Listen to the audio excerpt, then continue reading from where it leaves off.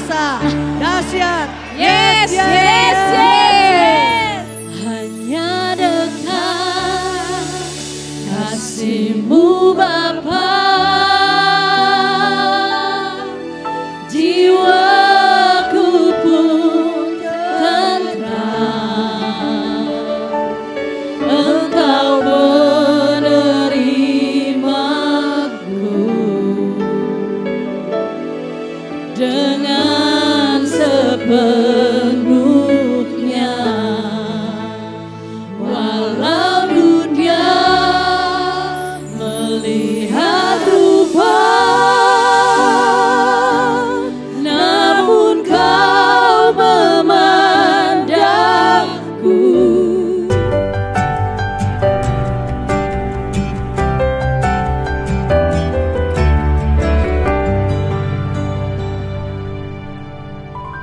Shalom. Sekali lagi shalom. Berapa banyak dari kita percaya Yesus Tuhan hadir bersama-sama dengan kita? Boleh lambaikan tangan dan tepuk tangan sekali lagi buat Tuhan yang dahsyat yang menjadi penentu hidup kita. Coba lihat kanan kirinya lalu bilang, hari ini kita pasti diberkati. Haleluya. Ya. Saudara dengarkan baik-baik. Saya percaya yang menjadi penentu apa yang kita alami bukan apa yang terjadi dalam hidup kita. Yang menjadi penentu dari apa yang kita alami adalah seberapa besar firman Tuhan kita izinkan ada dalam kehidupan kita. Yang percaya katakan amin.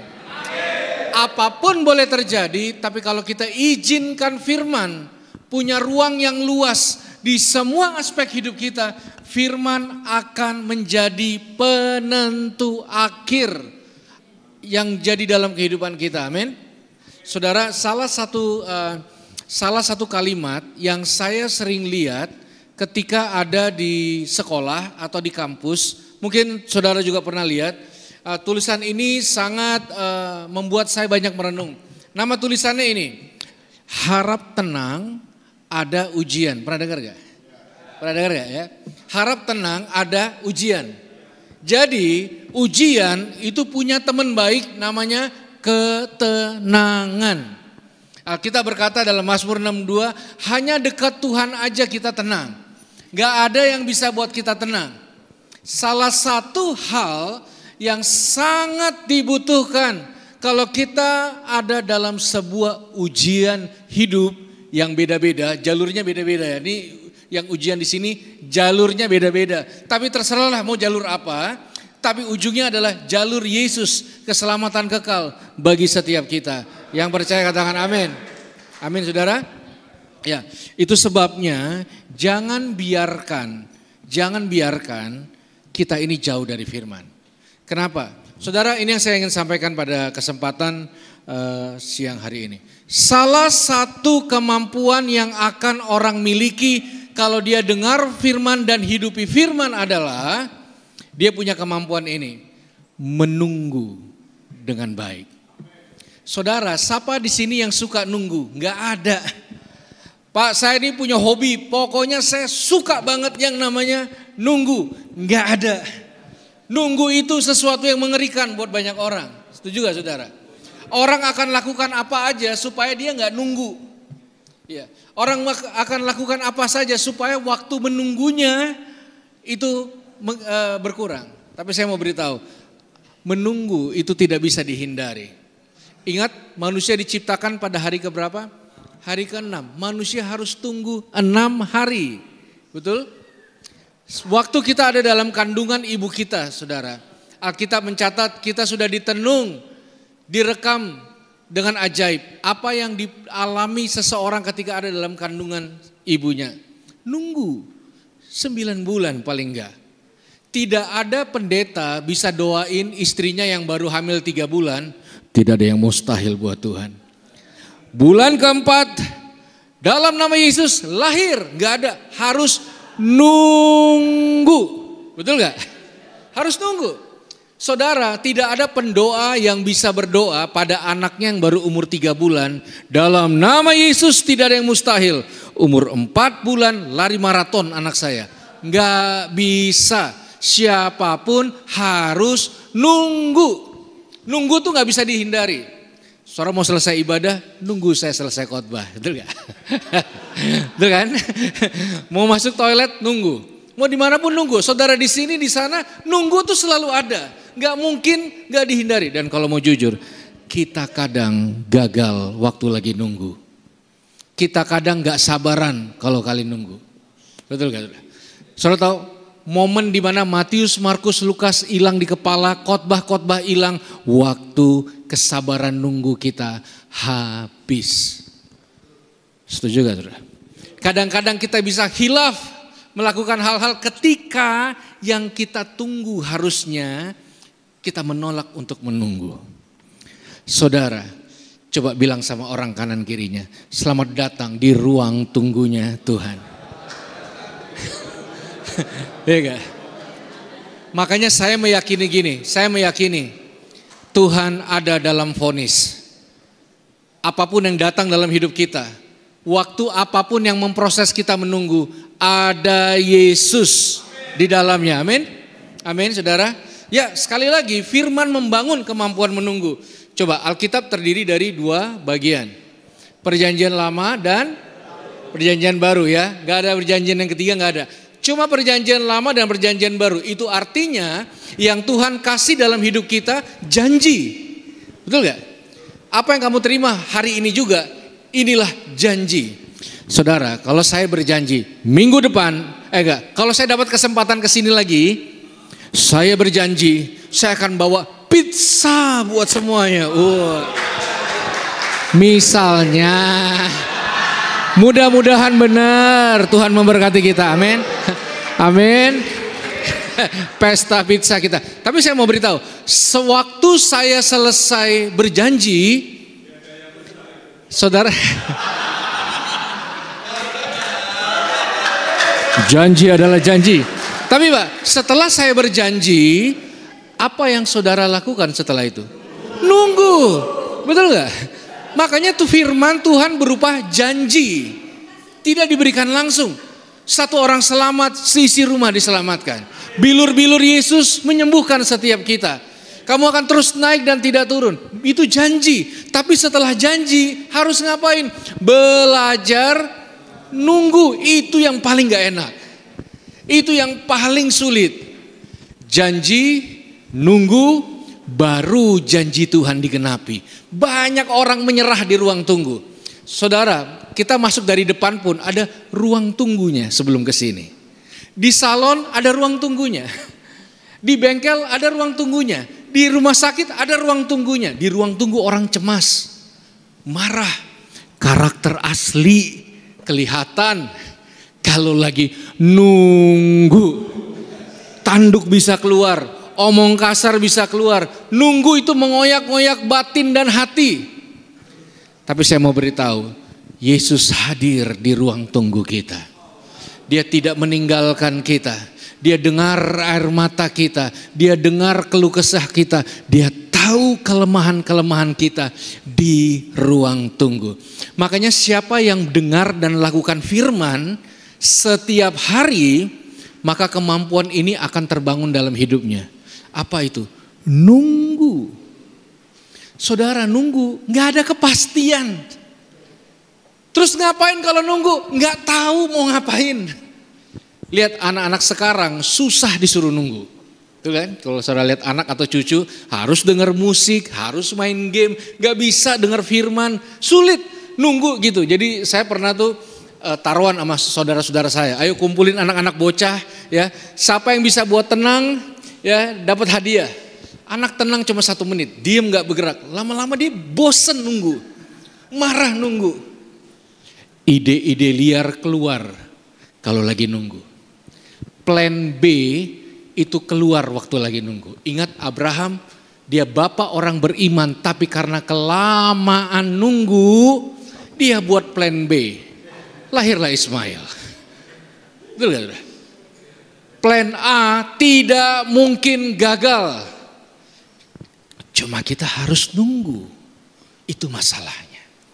Jadi gak ada yang paling jago nunggu di sini, termasuk saya. Gak ada. Oke, kita lihat satu bagian firman Tuhan, Kisah Rasul pertama ayat yang keempat. Coba buka dengan saya. Kisah Rasul pertama ayat yang keempat. Nah saudara, ini adalah pelajaran terakhir Yesus sebelum dia naik ke surga. Kalau Yesus guru yang baik, dia akan kasih pelajaran pamungkas bagi murid-muridnya. Saya yakin semua kita adalah murid-muridnya, amin. Ya, saya akan bacakan saudara. Ini pelajaran terakhir pada murid-muridnya.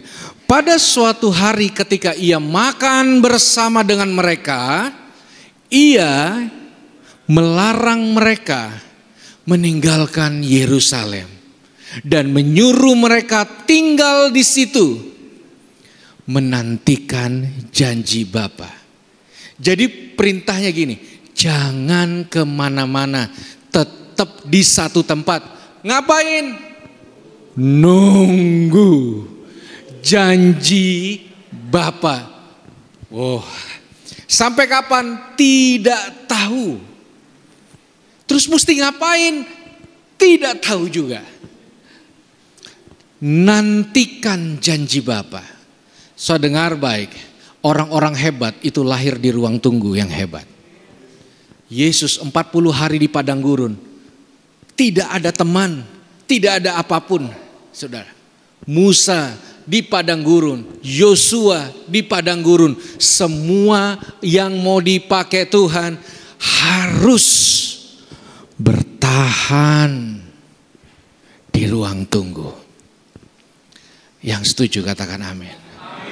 Dan jangan cepat-cepat pergi kalau belum waktunya. Sini ada om saya Pak Yayang sering bilang, kalau belum waktunya, belum pantas. Biarkan sampai selesai nunggunya, baru jadi bejana yang indah. Amin, saudara. Kenapa kita duduk di sini? Supaya kita saling menguatkan satu sama lain. Kita tunggu apa? Janji Tuhan. Saya punya kabar baik. Ruang tunggu bukan ruang selamanya. Bukan ruang permanen. Satu saat semua yang di ruangan ini akan keluar dari ruang tunggu dan menggenapi janji Tuhan.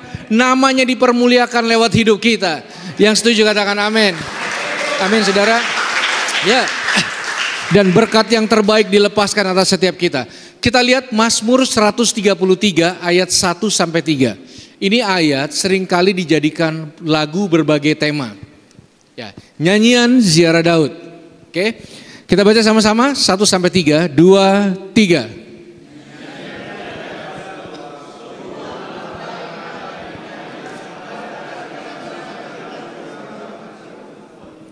Seperti minyak yang baik di atas kepala meleleh ke janggut, yang meleleh ke janggut Harun dan ke leher jubahnya. Seperti yang turun ke atas gunung-gunung Sion, sebab kesanalah Tuhan memerintahkan berkat kehidupan untuk selama-lamanya. Saya garis bawah ini, berkat kehidupan, bukan kematian. Untuk selama-lamanya, selama-lamanya. Saudara, andai kata kita nggak ketemu lagi, kita akan berjumpa sama-sama dalam kekekalan, dalam berkat yang luar biasa, anugerah Tuhan.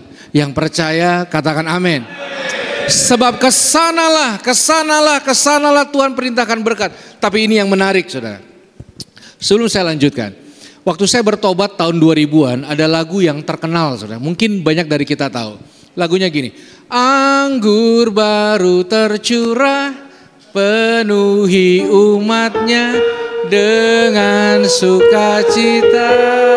Oh, terus minyak baru tercurah, urapi. Wah, pada tahu? Tak kuasanya. Wah, thank you. Saudara, ada gayanya nggak? Ada. Hampir semua WL di seluruh Indonesia akan bilang gini, ayo mana tangannya? Coba ciprat-ciprat kanan kirinya. Anggur baru itu dulu luar biasa. Lalu misalnya jangan cuma ciprat-ciprat, guyur kanan kirinya. Wah, anggur baru tercurah. Jadi Dari dulu saya pikir gini, kalau Tuhan mau memberkati seseorang, dia ambil berkat ember seember, dia cari mana yang perlu diberkati, pure disiram. Saya pikir begitu, tapi ternyata tidak. Menurut Mazmur 133 nggak diguyur.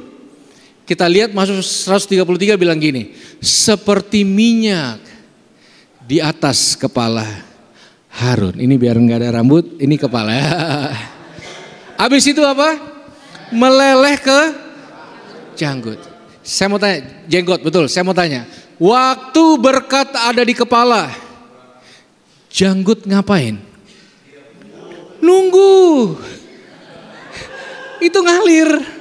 Bukan begitu kepala basah, janggut juga basah. Enggak. Nunggu, janggutnya nunggu. Leher jubah nunggu, nanti ekor jubah paling akhir. Jadi enggak ada berkat yang didapati dengan sempurna tanpa proses menunggu.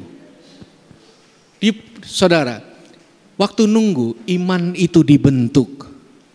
Kita benar-benar percaya atau tidak.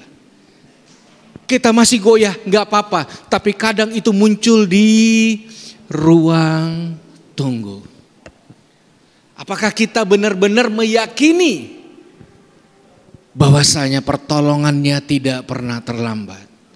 Makanya orang-orang hebat diproses menunggu yang cukup berat dalam hidup ini. Kedua, menunggu memproses karakter kita. Karakter kita akan terbentuk dengan sendirinya. Waktu kita lagi nunggu. Menunggu kita harus mengatur hati dan perasaan, pikiran yang meliar, pikiran kemana-mana, overthinking, marah, emosi itu harus diredam di ruang tunggu. Kita percaya ada Tuhan bersama dengan kita di ruang tunggu. Saudara masih ingat Lukas 15, seorang bapak punya 2 orang anak. Waktu anak bungsu paksa minta warisan dan mendapatkan, apa yang terjadi? Perhatikan baik-baik.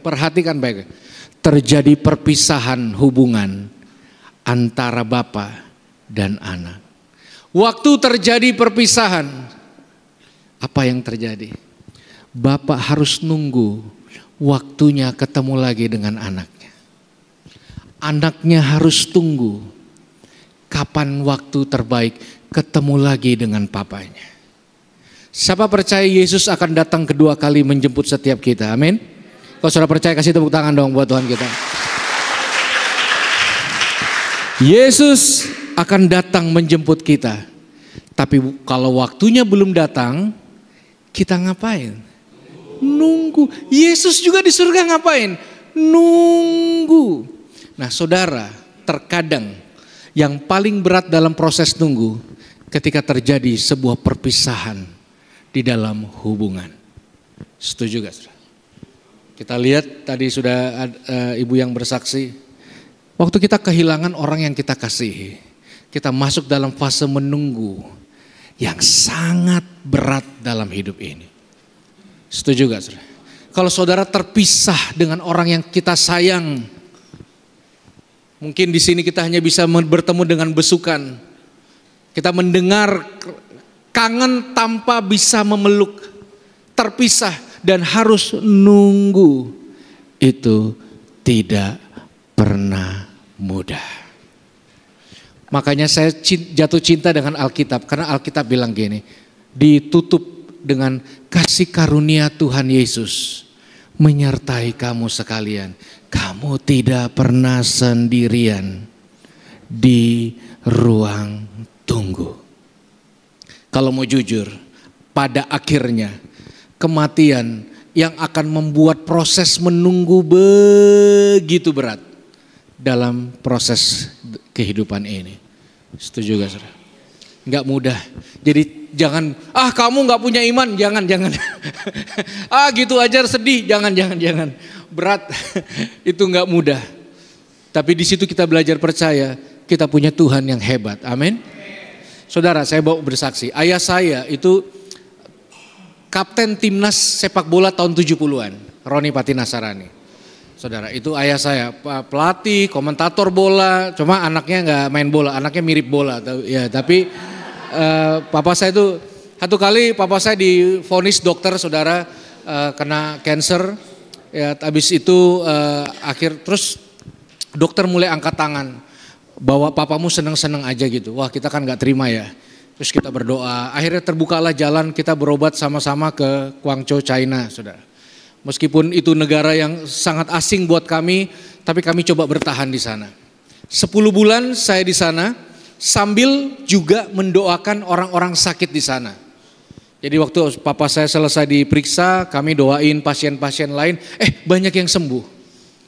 Satu sembuh. Akhirnya rumah sakit kasih tempat buat kita ibadah KKR kesembuhan tiap malam. Jadi kalau orang mau operasi, jalan serta Yesus, wah dokternya bingung. Ini mau operasi apa mau KKR nih? Wah, pokoknya haleluya gitu ya. Satu sembuh, beberapa dibaptis. Waktu satu sembuh, dalam hati saya, masa papa saya tidak sembuh? Nah iya kan, masa papa sendiri gak sembuh? Gitu. Saya menunggu waktunya, sudah. Saya menunggu waktunya. Jadi setiap kali papa saya drop, saya bilang sama keluarga, jangan sedih ya, karena papa kita akan bersaksi bahwa saya kuasa kesembuhan masih terjadi. Amin, amin. Wah, nyemangatin keluarga sendiri. Masa iya yang lain sembuh, orang tua sendiri enggak? Satu kali dapat kesempatan papa saya pulang ke Indonesia sebentar, nanti balik lagi. Di Indonesia drop. Hari Jumat saya ingat, saya pamitan pergi pelayanan papa saya bilang, "Pa, bertahan." Saya bilang sama mama dan kakak adik saya, jangan ada yang nangis, jangan ada yang sedih, karena jadwal pelayanan papa saya sudah ada. Sementara khotbah, handphone berbunyi terus. Setelah khotbah saya angkat telepon dan orang memberitahu, papa saya dipanggil Tuhan. Loh, gimana ini? Gimana ini? Yang ditunggu udah lewat. Kenapa yang lain sembuh? Kenapa yang lain enggak? Apa yang saya mau tunggu? Betul gak? Sesuatu yang dilematis dalam hati ini. Itu yang saya bilang lagi, sekali lagi, Matius, Markus, Lukas hilang di kepala. Khotbah-khotbah yang iman, yang percaya, hilang seketika. Kaku, keringet dingin, mules, tangan keringetan, mati gaya. Mama saya menangis, semua menangis, bingung. Bukan cuma kehilangan, kita kehilangan iman. Apa kata orang, papa sendiri gak sembuh. Kesedihan yang melingkupi kami, saudara. Sampai satu kali saya mendapat satu perumpamaan yang saya mau pakai sebagai penutup bagi setiap kita, saudara. Yang akhirnya memulihkan hati saya. Pak, boleh maju ke depan gak, bantu saya? Ya. Misalnya benda kotak ini ya. Saya dari sini ketinggalan misalnya. Andai kan gitu ya, ketinggalan. Lalu saya harus pergi keluar kota 3 bulan. Nah, pakai telepon lain saya bilang, Pak, aku titip benda itu, Pak. Dalam benda itu ada uangnya 10 juta. Lalu saya bilang, Pak, tolong habiskan, itu rezeki anak soleh, punya Bapak. Kira-kira Bapak ngomong apa ke saya, Pak, setelah itu, Pak? Terima kasih, puji Tuhan, ya kan. Tapi pura-pura ya, Pak. Soalnya bersemangat banget nih. Lalu 3 bulan kemudian kita janjian lagi, Pak, kita ketemu lagi, saya ambil lagi benda itu yang udah tidak ada uangnya. Saya ambil lagi karena milik saya. Pak, setelah saya ambil lagi dari Bapak, kira-kira Bapak ngomong apa ke saya, Pak? Dia kembalikan. Kira-kira apa? Terima kasih dong. Terima kasih, betul kan? Kan bukan punya Bapak gitu. Nah, jadi gini, perhatikan semuanya. Waktu Tuhan kasih saya papa, saya bilang apa sama Tuhan? Terima kasih Tuhan. Waktu Tuhan ambil papa saya, harusnya saya bilang apa? Terima kasih. Kenapa? Bukan punya saya. Kenapa saya marah, sedih, kecewa? Karena saya pikir punya saya. Saya pikir saya kehilangan. Padahal mengembalikan. Lagian kata terima kasih adalah kalau dikasih terima, kalau diminta kasih gitu kan. Terima kasih, terima kasih, terima kasih. Tepuk tangan dulu buat Tuhan kita. Ya. Nyawa punya Tuhan. Kalau dikasih, terima kasih. Kalau diambil, terima kasih. Masalah dalam proses nunggu, peluk Yesus kuat-kuat. Pegang firman kuat-kuat. Saya hadir hari ini untuk beritahu saudara tidak sendirian. Jangan percaya sekalipun itu kata hati kita. Tidak pernah dibiarkan seseorang itu sendirian. Makanya sebuah kematian di dalam Tuhan itu seperti seorang bapak mengecup anaknya. Kenapa? Supaya waktu anaknya tidur happy, bangun tidur lihat muka bapaknya. Kita disertai Tuhan. Kita disayang oleh Tuhan. Apapun masalah yang kita hadapi harusnya syukur. Terima kasih. Terima kasih. Karena enggak ada yang punya kita. Amin. Bolehkah kita bersyukur buat semua yang ada hari ini yang Tuhan percayakan dalam hidup kita. Tepuk tangan yang meriah buat Tuhan.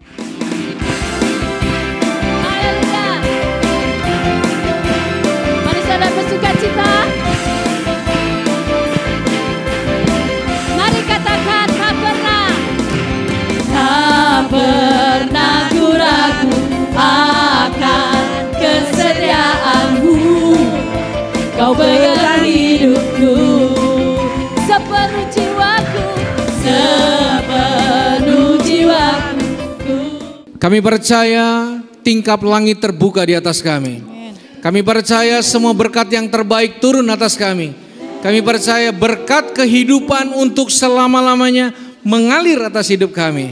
Mari kita siapkan hati dan batin kita. Terimalah berkat berlimpah dari Allah Bapa, kasih karunia melalui anak yang tunggal Tuhan Yesus Kristus, persekutuan dengan Allah Roh Kudus yang menyertai setiap kita mulai hari ini sampai pada kedatangan Tuhan, menjemput setiap kita di awan yang permai dan bahkan sampai selama-lamanya. Sekali lagi kita yang percaya sudah diberkati, bersama-sama kita katakan amin. Amin.